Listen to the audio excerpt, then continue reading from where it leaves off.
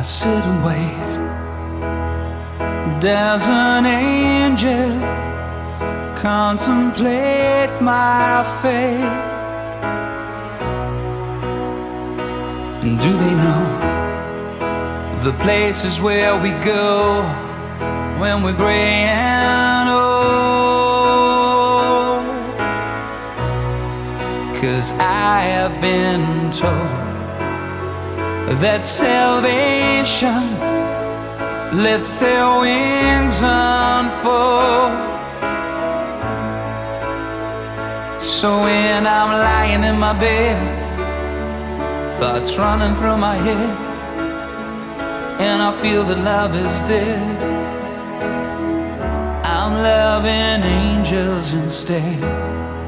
And through it, oh, she offers me protection, a lot of love and affection, whether I'm right or wrong, and down the waterfall, wherever it may take me, I know that life won't break me when I come to call. She won't forsake me. I'm loving angels instead. When I'm feeling weak and my pain walks down a one-way street, I look above and I know I'll always be blessed with love. And as the feeling grows, she breathes flesh to my bones. And when love is dead, I'm loving angels instead. And through it, oh, she offers me protection, a lot of love and affection, whether I'm right or wrong, and down the waterfall, wherever it may take me, I know that life won't break me when I come to call. She won't forsake me. I'm loving angels instead.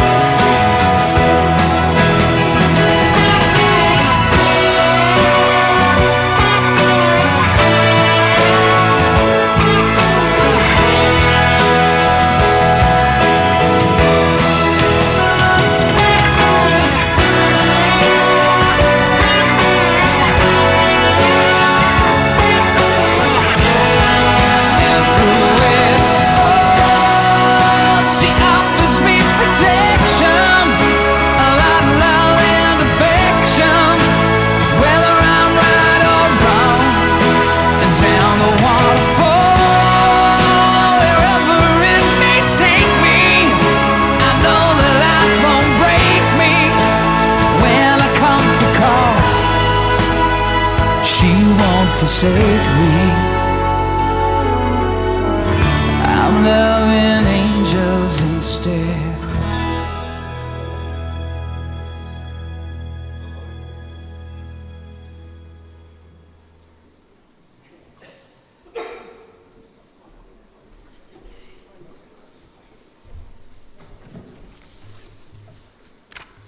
Welcome everyone. I'm Fred Pearce. I've known the Jessup family for nearly most of my life, so it's a great privilege and an honour today to MC this celebration event for Esther Margaret Jessup nee Curry. Esther was born on the 9th of the 11th, 1948, and joined Tony on the 18th of the 12th, 2025. I'd just like to extend a warm welcome to everyone attending today family friend, and at the conclusion of the photo display, there will be refreshments at the conclusion. Esther was a dearly loved wife of Tony, the late Tony Jessup, a treasured mum and a mother-in-law of Alistair, Karen and Sharon and Craig, an adored nan of her 12 grandchildren and all of her great-grandchildren, which number how many? I don't even, too many. I don't know if there's a number. Pick a number. Count it up. A lot. I had the great privilege of interacting with the Jessup family from a young age, grade 1, from a 6-year-old, and Esther treated me like her own. I know she prayed for myself and her children and other people that interacted with the family, and but due to some potential legal pending reasons, some of those stories that she was praying for can't be shared, but I know that she dearly prayed and upheld all of us in her prayers. Esther had an infectious laugh, and almost like a cackle when she got going. She would just really enjoyed life and sharing a good laugh. Esther would dish out a band-aid, a reassuring hug when required, and even a clip under the ear if you needed one. Hey, Craig? You got one, I got many. So, members of the family will come up now and share their thoughts and contribute to the eulogy for Esther.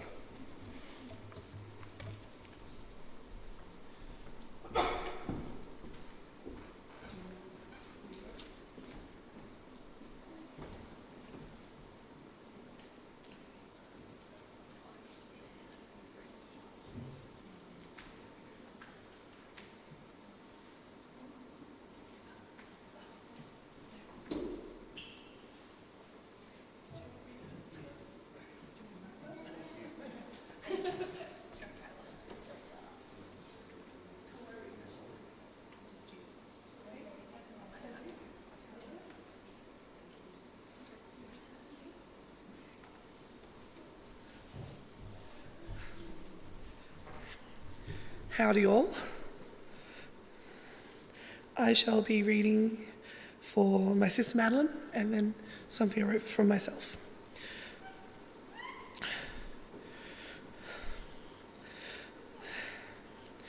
All right. Madeline says,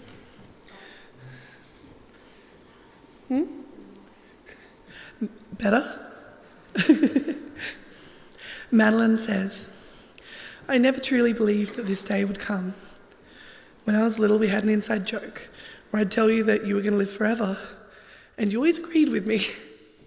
You were never afraid of dying. You'd tell me that heaven was a beautiful place with no pain, no hatred, and everyone you love waiting for you. I just always wanted you to stay here with us. When I was little, Nan was a constant in my life. We were at her house a lot, and she was always with us, playing, drawing, making Play-Doh, gardening, helping us cook, or taking us places. She made everyday moments feel special. She was the Sunday school snacks lady, and even though the biscuits and crackers were sometimes a little stale, every single one of us was excited when we'd see her walking down the path with the tray. She took us to the park, to the beach. She would visit with us. She'd come to school events. She made every holiday feel fun and full of love. A memory that sums up my childhood, my memories of Nan, is going for a walk to the park or to the school or to the beach, just holding her hand. She'd let us choose which driveway to cross the road at. She'd let us pick flowers. And she'd let us balance on anything that we could find along the way. In my teenage years, Nan didn't change. She was supportive, involved, and she was so interested in who we were becoming. She took the time to get to know us, our interests, our friends, our dreams, and she was always our biggest cheerleader. I would often get off the bus at her house just to spend time with her. I'd go shopping with her on Saturdays just to be together. I told her almost everything, and she never judged me. She always had time to talk, to listen, and to laugh and have a joke.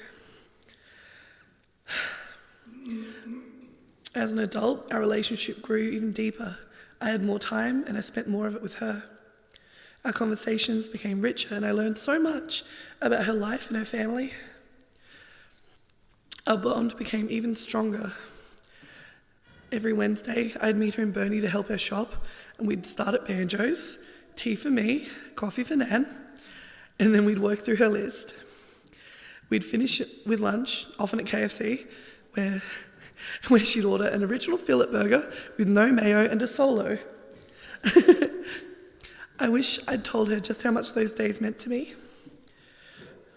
When I moved, things changed and I saw her less, but we still spoke all the time, and she always made an effort, especially to be part of the lives of my kids.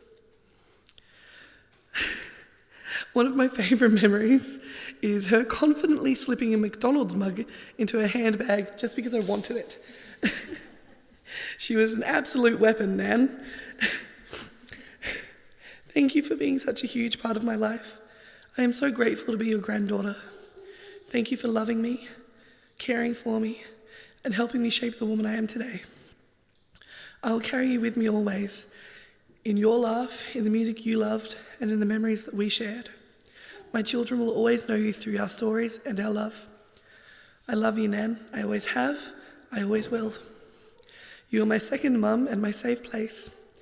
I will miss you forever. Give Pop a cuddle for me until we meet again.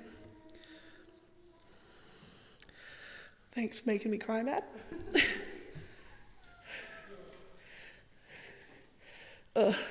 I'm not any more succinct, I'm sorry. I'd like to start by thanking everybody for coming today. We do really have to stop meeting like this. I wish it was under sunny circumstances, but I suppose in a way it is, because if there was ever a person who was a literal ray of sunshine, then that was my Nan. She could talk to anyone, make friends with anyone, and she always did.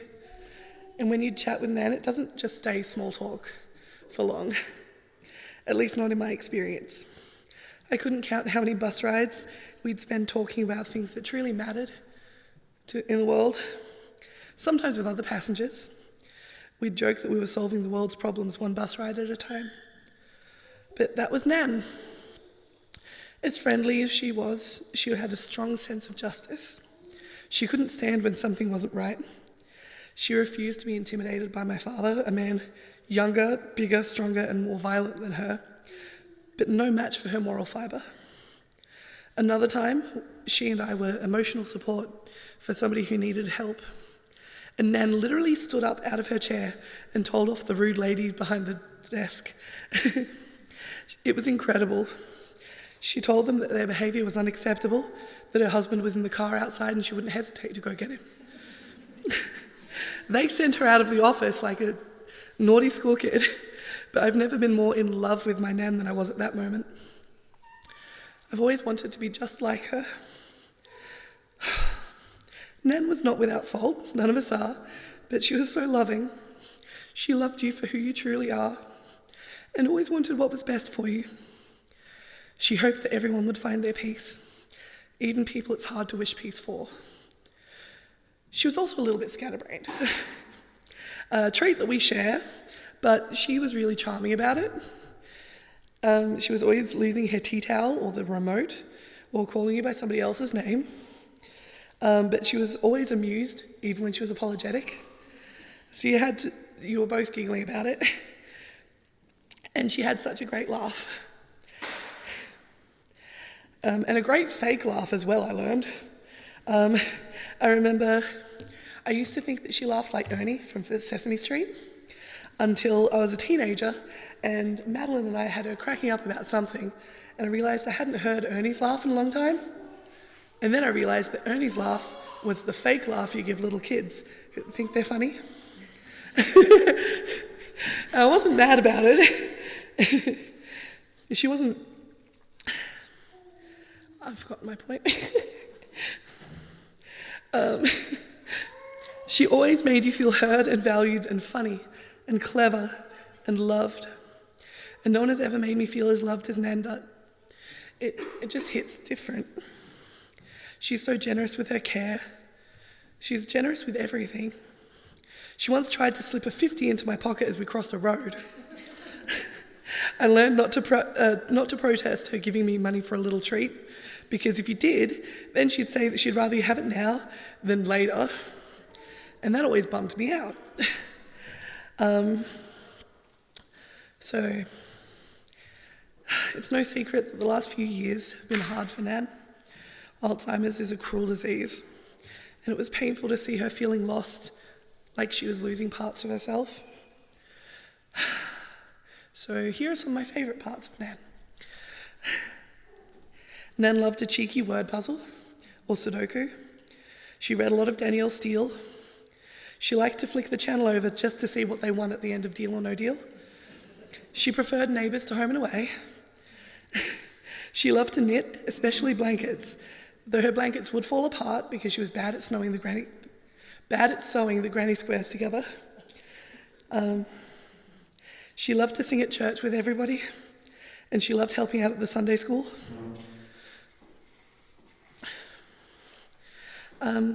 She voted yes for marriage equality because it was the right thing to do.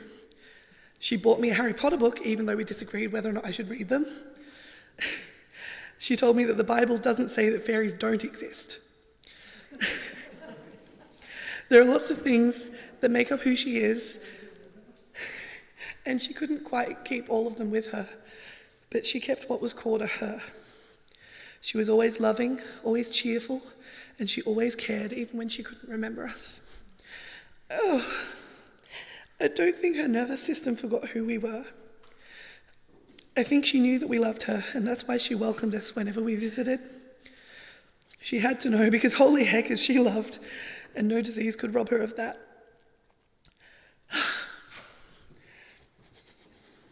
I love you, Nan. I miss you more now than ever. Thank you for every hug and chuckle and sweet treat, for listening to me and be proud of me, for doing my dishes because you just wanted to look at the view, for understanding me when it felt like I could never be understood. I'll catch you later. Give my love to Pop. That's me.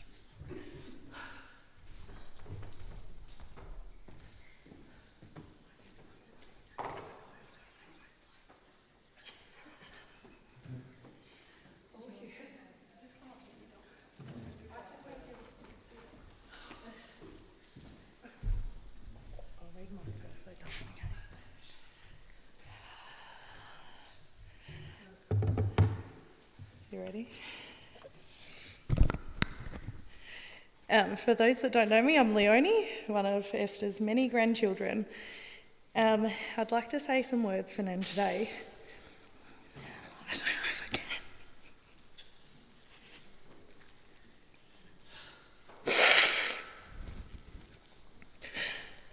can. What is a Nan? A Nan is a selfless, kind and caring person, a provider of unconditional love and the warmest hugs. She's the queen of secret sweets and little treats. She's patient, generous and has a heart of gold. And gosh, you truly were a Nan who was all those things and so much more. I'm heartbroken today that I'm standing here to say goodbye to you. I wish you could have stayed with us forever. But unfortunately, that's not how this works. From the moment we were born, you were always there. For every birthday, every celebration, every high and every low, there wasn't much you ever missed out on. Growing up and living around the corner from you and Pop was the best. We would have sleepovers at your house any chance we got. On the weekends, we would wake up to the smell of fresh bread, and you'd always put us to bed, tucked into a nice warm bed. Almost every time we stayed, you would make us Play-Doh and let us play dress-ups in your dresses and heels, and even get out the retro phones you kept for us. We would play games together, make homemade puppets and put on a puppet show for Pop, or we'd just sit cutting up photos and making scrapbooks. The last few years looked very different for you after losing Pop and living with dementia. But one thing that never changed was you. You still had your laugh, you still had your smile, and your goofy sense of humour. It just sometimes took a little longer for us to bring it out. You were always a little forgetful though. You'd run around the house looking for where you left your cup of tea or your tea towel.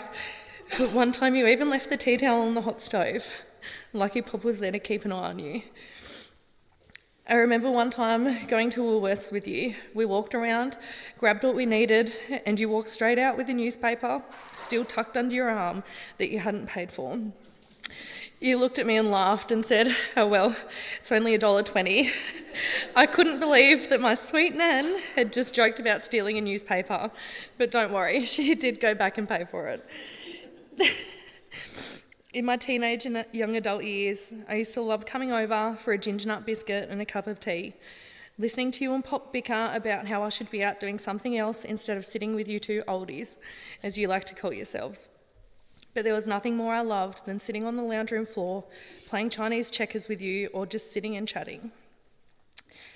The love you held for Albie was huge, and he always put a smile on your face. He truly did love little babies. I have so many beautiful memories with you, and if I spoke about them all today, we'd be here for weeks. I will miss coming over to cut your hair, only for Pop to joke that it was snowing because of all your white hair on the floor, or that I'd come around to shear the sheep again. I'll miss sneaking chocolates into the nursing home with Mum and sitting there and watching you eat them in 2 seconds flat. I'll miss hearing you say, "Gosh, he weighs a ton," every time you picked Albie up for a cuddle. But most of all, I'll miss you. I truly can't believe that now I'll have to live my life without you. I love you so much, Nan. Thank you for always being there for me, for every hug, every laugh, every biscuit, every cup of tea, and every moment of love you gave us.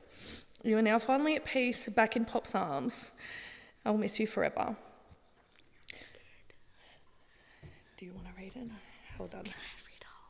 Now Amity's going to read. That's okay, you can just try. Do you want me to help? So this is Amity, one of Nan's great-grandchildren. You can try. Hi, I'm Amity. Esther was my grandma.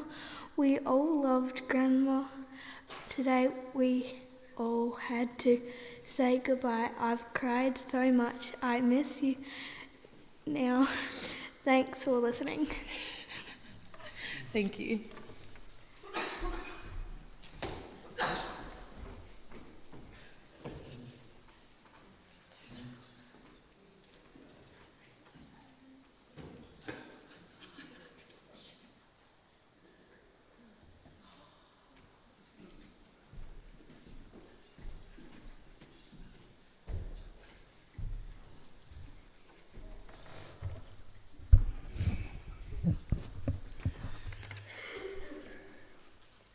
It's a difficult time,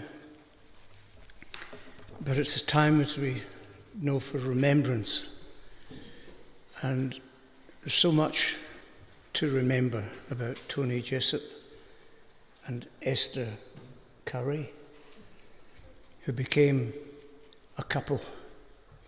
And as I say, I remember well when I think Tony was not cold feet, but just, and Esther herself, launching into marriage. And I said to Esther at the time, go for it. Go for it. Because he was a good man. He was a man who already in life was showing how he was committed to his religion, his faith, his town of Wynyard. There was nowhere on planet Earth as good as Wynyard. In Burnley, well, that was another story. Burnley was where he worked. And again, a guy who just gave it everything. And I'm sure AWPM had one of their best and committed and dependable, dedicated, capable, and in his own way, that was his world. And for myself, I could relate a little bit, having come from a place where there was a great big linoleum factory, floor coverings. And I never worked there. I went through there as a trainee manager scheme, but left it because father, had a call from Bundamba, Queensland, Australia. And you know, for us back then, it was, as I say, it was like another planet, another place. We had to do our homework to kind of work out where it was and who was there. And since then, of course, I've done quite a bit of history on this island state and this nation of Australia, which was for hundreds and hundreds of years the domain of the Aboriginal people. And that's another story of interest, yes, and conflict. Two cultures coming together. And if you put yourself into the skin of the Aboriginal, wow, this was a shock to the system, to say the least, to cater for and cope with this other mob, as it were, who had come on ships, sailing ships. When we came, it was the Oriana, which was like a luxury cruise liner. And we came out on what they called the £10 tourist scheme. Yeah. And it was, and I say, at the time, I had some thoughts about not going, staying, because, as I say, my job, my situation was, at the time, I thought my career. But of course, in the end, family came first. And we boarded the Oriana down at Southampton. And at the same time, one of the great vessels that sailed the Atlantic to America, the Queen Mary, was in dock at the time. And I remember thinking of how they were going across the Atlantic and we were crossing the Pacific, which was, of course, through the Mediterranean, through the Suez Canal. If you've had any readings on that history, the Suez Canal was a waterway that linked to the Great Bitter Lakes and then to the Red Sea and then to the Indian Ocean, across which we travelled to pull in at Fremantle. First of all, that was their first port of call. And I remember it was a Sunday, and Dad, being a brethren preacher and Bible teacher, we were quite surprised because he allowed us to buy an ice cream on Sunday. And I tell you what, that went down well.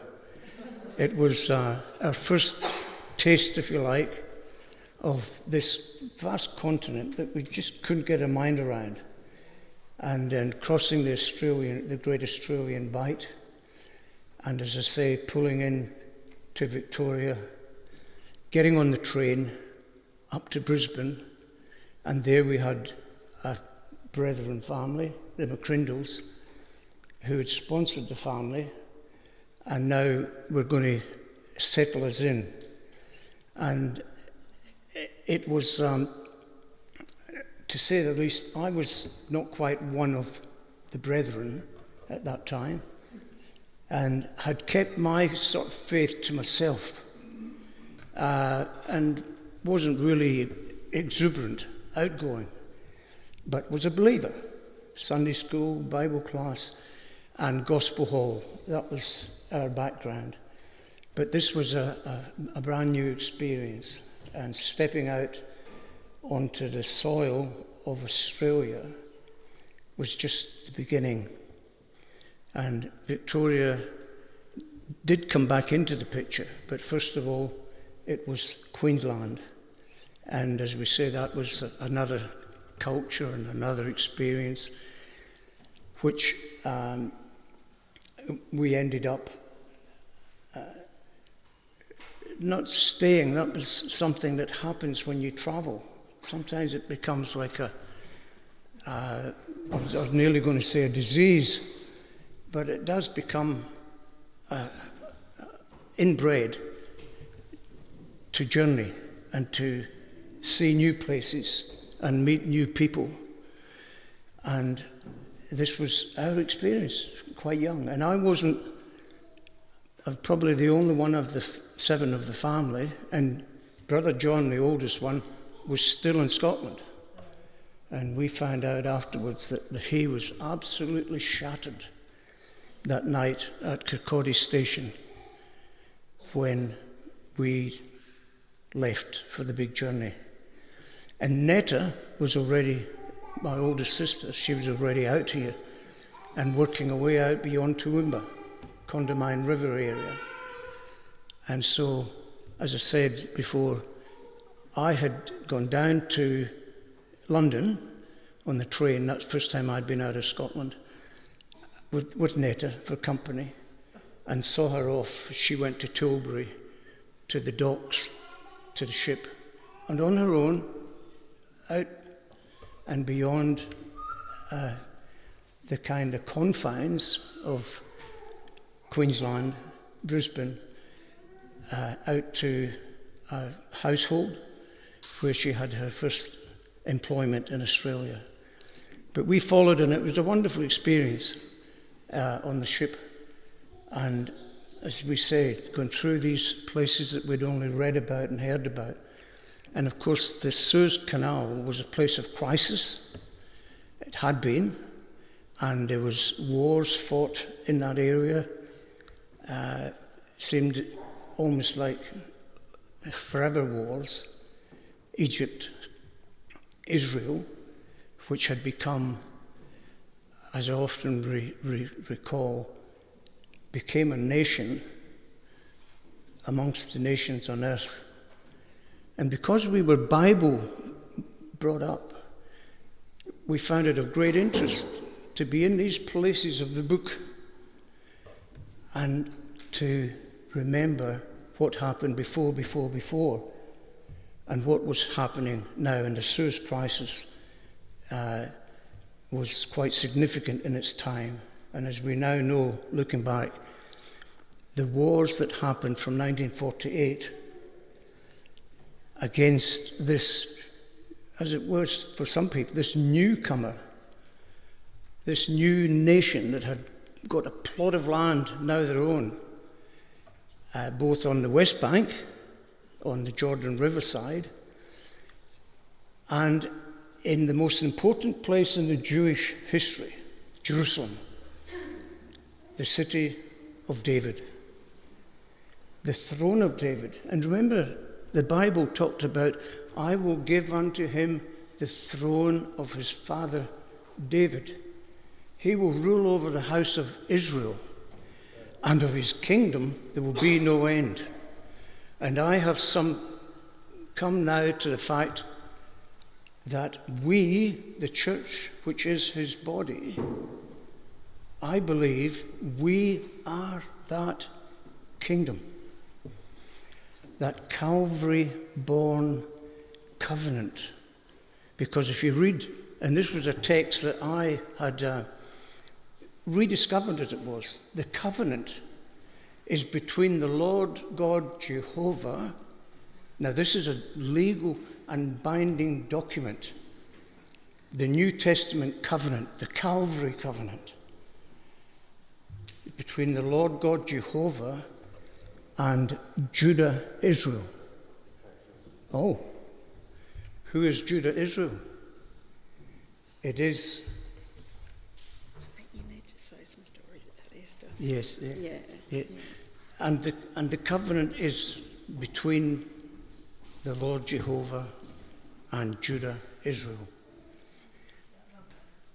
And Esther, Margaret, Jessup, as we were, was, some would say, indoctrinated, brought up from a wee girl, to believe there was one Redeemer and one only redemption. And she found that Saviour at a very early age, and her and Gail were buddies. They were close together, and Netta was a bit older. As we say, Netta had stepped out and stepped away, but Gail and Esther were an item. Jim was the youngest. John left in Scotland, the eldest. But we have made our life here, and we have much to be thankful for. There's no doubts about that. When we look and see our children, our grandchildren, in a place like Tasmania, and then you turn the news on, and you get the television news, and it seems these days more and more a lot of unpleasantness and conflict. And we believe that the secret is to be born of the Spirit, a new creation in Christ Jesus. And we believe that that will come to pass. There are passages in the Scriptures that tell us that there's a new world coming, and the believers will be part of that. And those who do not believe, that's another story, not to be told on this occasion, but to be aware of the fact that to be in Christ, in the church which is his body, is to have an assured future in his presence, fullness of joy at his right hand, pleasure without end. And that's Esther's enjoyment now. And we would not deny her of that enjoyment. But we thank you all for your friendship, your fellowship, your faith, because it is that togetherness that brings us through episodes like this, when one so much cared for, respected, loved, has just been taken from us. But we do know how good it is where she is now, alive, enjoying his presence. Thank you very much.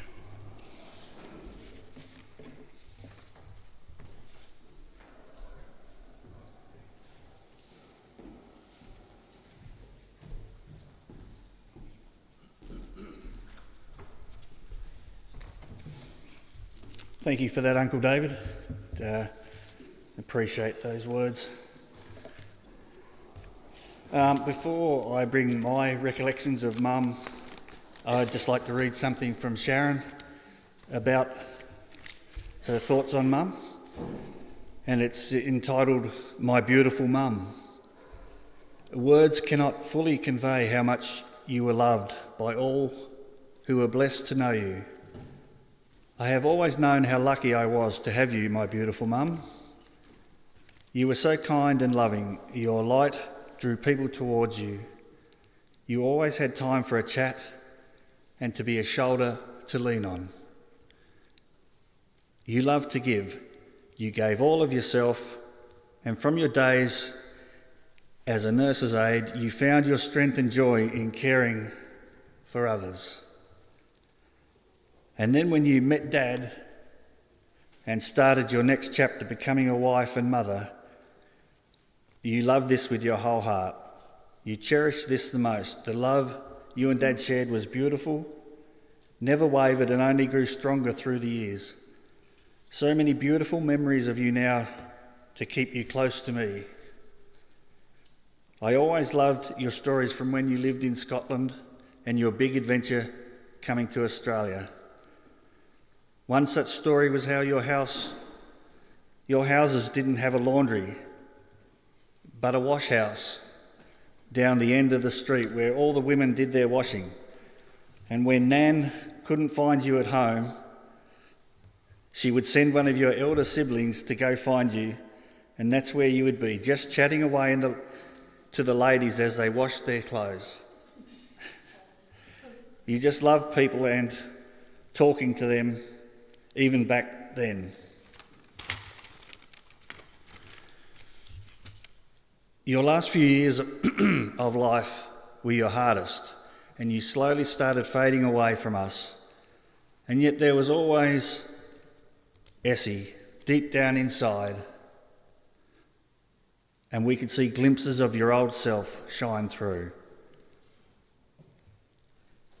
I am so thankful that I could give back just a little of the love and care that you gave all of us, that I could be there for you when you couldn't be there for yourself.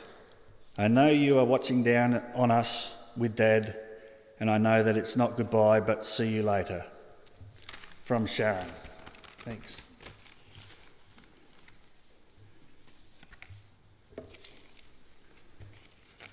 I just have a few more words to say. We've covered some of the stories of Mum, but welcome from our family, for everyone that came here today. Thank you for travelling. I know Mum would appreciate everyone. As we've already said, Mum was born in Scotland, one of 7 kids, and came over when she was only 14, as Uncle David has said, the big trip, and to Queensland, which must have been another world, from cool Scotland to hot Queensland. And I'm not sure if it was summer or not when you came, but it's always hot there, so. And eventually ending up in Tassie. Right from the start, Mum loved kids and worked at the hospital, as we've said, and taught kids in Sunday school. She did indeed get married and have 3 kids of her own, and we're thankful for that. So, although Mum was Scottish, generally she never had an accent until she started talking to Uncle David or Auntie Gail. Any of her family came over, and man, it was a whole different thing.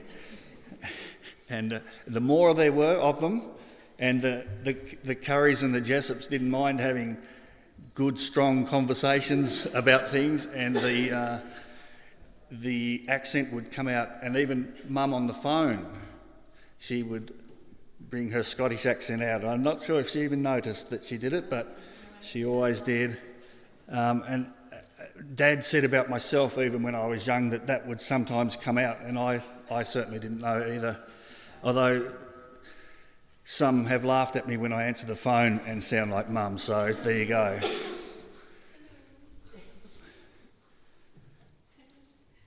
Growing up with Mum, there was just that general in the background of things, of the TV on with the cricket, and I don't know how much she really watched it all the time, but it was always going, and she could talk about the score, and as we've said, loved the crosswords, loved the puzzles.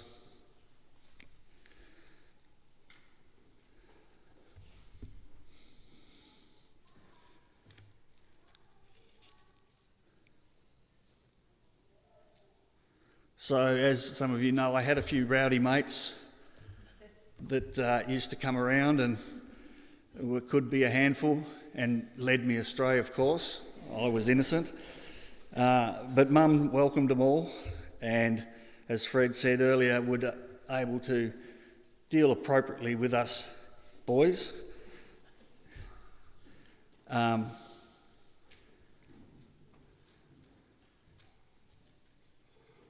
And no matter how rowdy we were, I found that coming home was always a peaceful and loving place, and it was, for me, a comfortable place.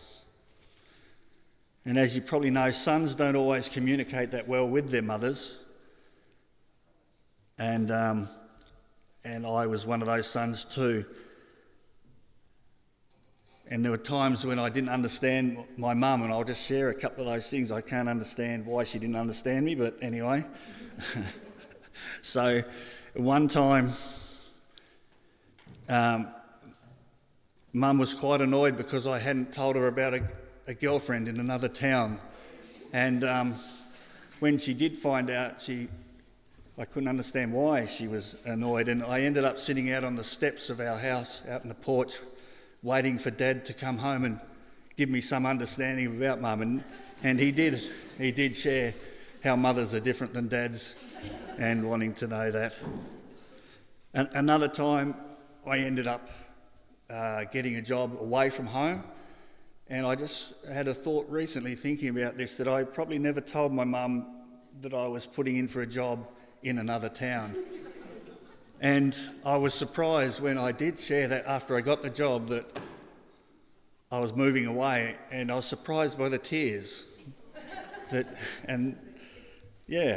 Never told her. And our kids, they had a lot of joy visiting their nana, and we would come to visit, and Mum would always have the toys out already for the kids. Everything ready, and then she would get the pictures out of the other grandkids, and she would show where everyone was at in life. And she just loved to play with them. And often when the grandkids were about, my mum was quite cheeky to my dad, and she would stir him up in front of the kids. And they loved to hear Mum talk about Scotland being a very far away place and different from what we know. They also had an understanding of how gentle she was towards the grandkids. And even towards the end, when Mum didn't have all her faculties, her eyes would still light up when the grandkids come to visit, and somehow she knew something of that still, and it brought her joy, and it was lovely to see. And also, as we've heard, my mother had a quiet conviction about her faith and about what she believed in, and she never strongly pushed it down your throat. She just simply reaffirmed what she believed. And therefore, today although sad, it's also a rejoicing that this is not the end. And so Mum always spoke of other people when we'd learnt about someone dying, of their faith, and if they were of them being reunited. And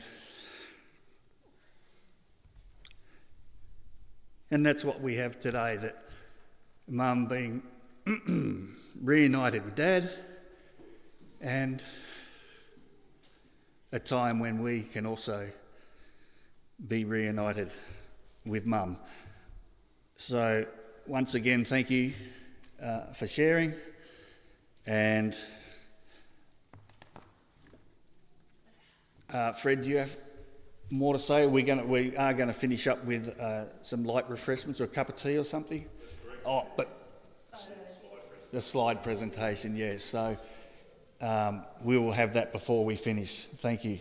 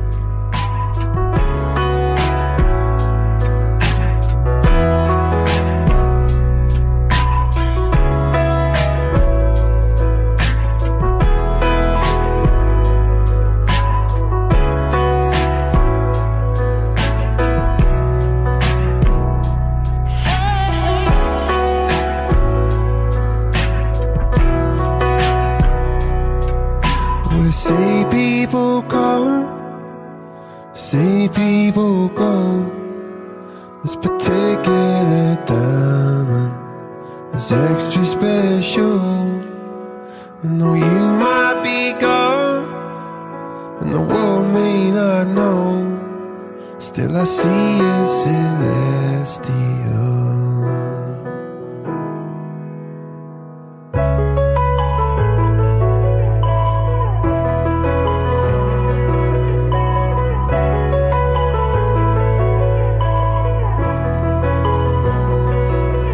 Like a lion you ran, goddess hero.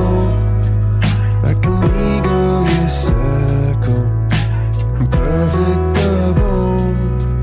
So I come face move on, I come cars don't slow. When it feels like the end of my world, when I should but I can't let you go.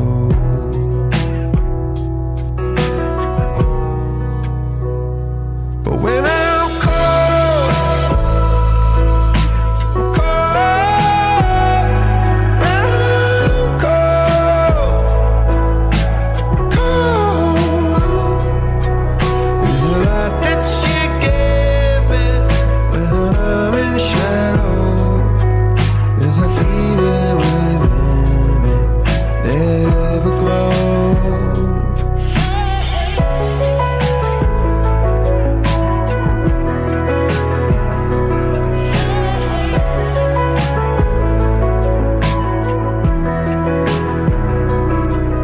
My brothers in blood, the sisters who ride.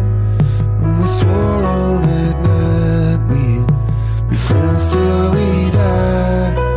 But the changing of winds and the way waters flow, life is short as the falling of snow. And now I'm gonna miss you, I know.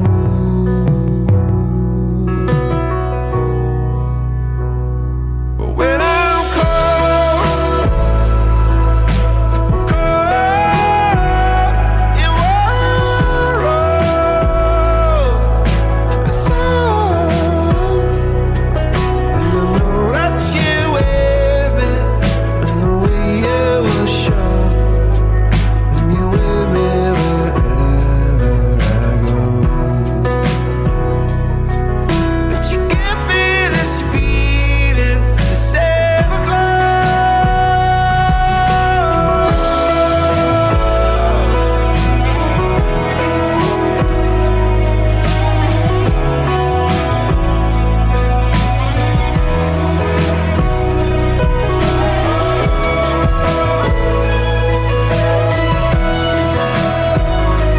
I wouldn't give for just a moment to hold.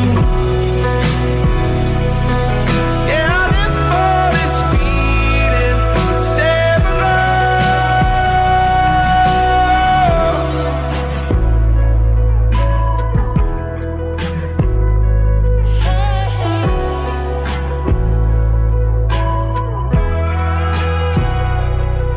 So if you love someone, you should let them know. The light that you left me will ever glow.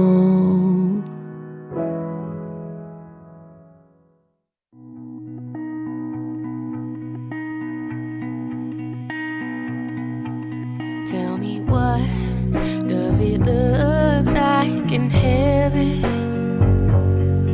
Is it peaceful? Is it free like they say? Does the sun shine bright forever?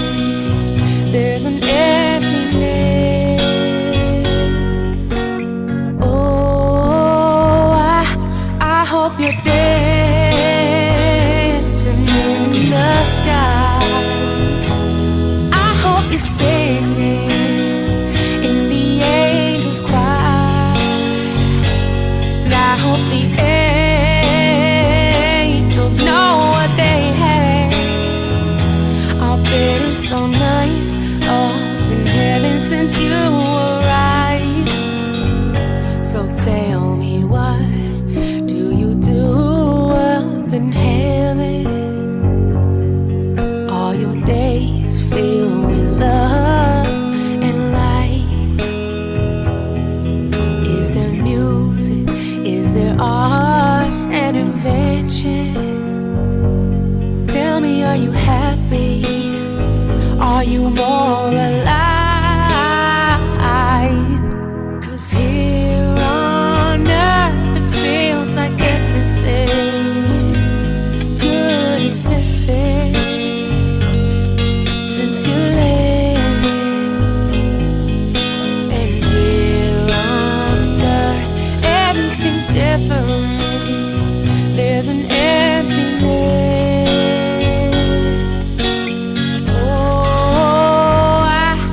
I hope you're dancing in the sky, and I hope you're singing in the angels' choir, and I hope the angels know what they have. I'll bet it's so nice up in heaven since you arrived. I hope you're dancing in the sky, and I hope you say